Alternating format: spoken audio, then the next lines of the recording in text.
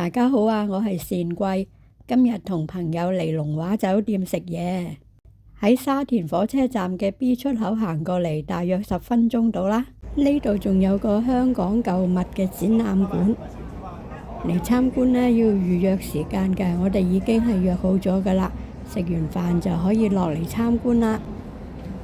上埋幾級樓梯呢，就會見到有啲露天嘅座位啦。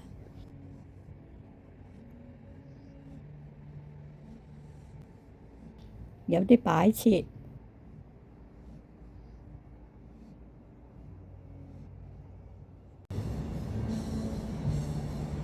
入到廳房之後會見到有好多油畫同埋有啲相喎。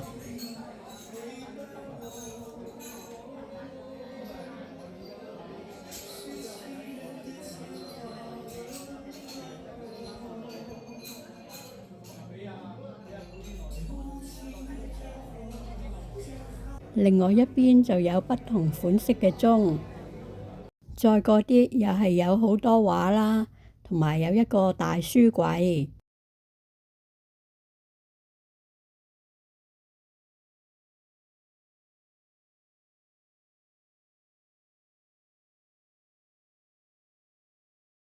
各位會唔會覺得奇怪？我一個素食者嚟到龍華有乜嘢食呢？我啲朋友幫我叫咗個羅漢齋啊，又幾好食㗎喎。Hello，你好嘛？唔睬我？Hello，下次帶葵花籽俾你食好唔好？聽到葵花籽咁大反應啊！好啦，你唔睬我，拜拜啦，拜拜你條尾。拜拜完鸚鵡條尾之後，就去睇下有乜嘢值得回憶嘅舊物先。一落到嚟就見到有個電話亭，同一個有我咁高嘅士兵公仔，仲有一個古董夾萬啊！入去睇下先。哇！除咗華之外，真係唔識表達見到呢啲佈置嘅感覺啦。一張好靚嘅中式木椅，唔知係咪酸枝呢？後邊又有一個雕晒花嘅木龍，想走埋去影清楚啲呢，點知又俾其他嘅展品吸引咗我嘅目光喎。係瑪麗江中醫師嘅鏡牌匾，仲有好多其他嘅中醫證書。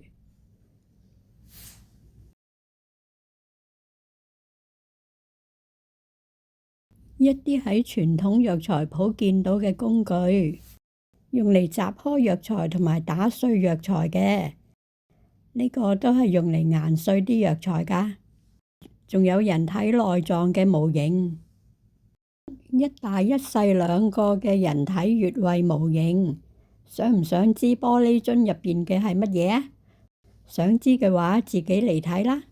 睇返出邊有間懷舊嘅涼茶鋪喎。睇下啲涼茶幾錢杯先？銀谷甜茶都係3毫子咋。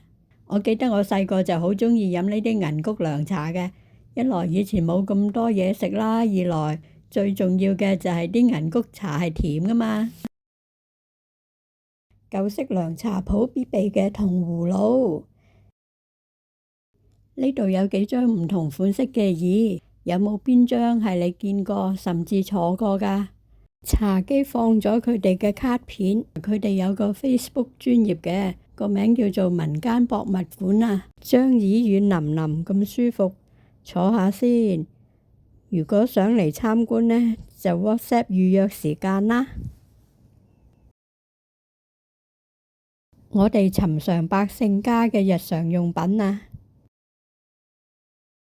我細個嘅時候屋企都有呢個鐵盤啊。有幾個瓦煲，又有幾隻好靚嘅碗。以前嘅家居佈置，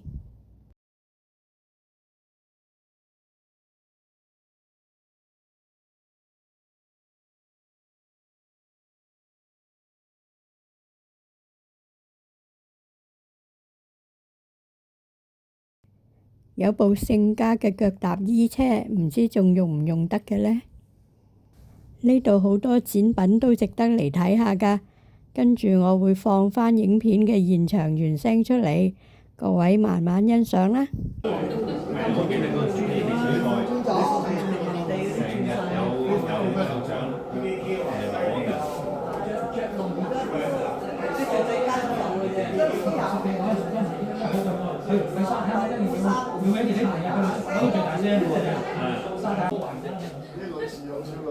係啊，咪多數咪玩到天喺度掛睇 show 啊嘛，睇 show 噶嘛。呢啲電飯煲我哋都成嘅，係啊，用火水爐都用過。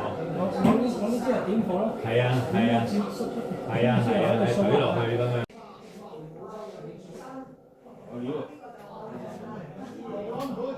咁有啲人矮啲啊嘛，高個頭咁你點同佢飛啊？我本身係矮嘅，咁我點同佢高飛咁辛苦啊？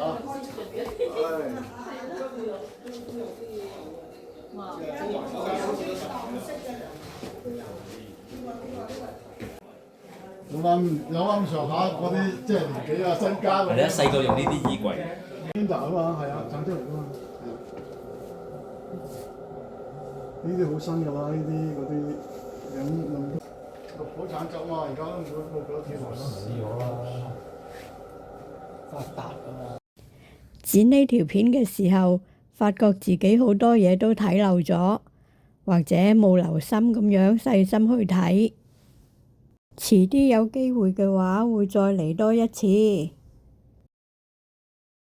再嚟嘅時候要俾啲心機，慢慢睇清楚每一件展品先得啦。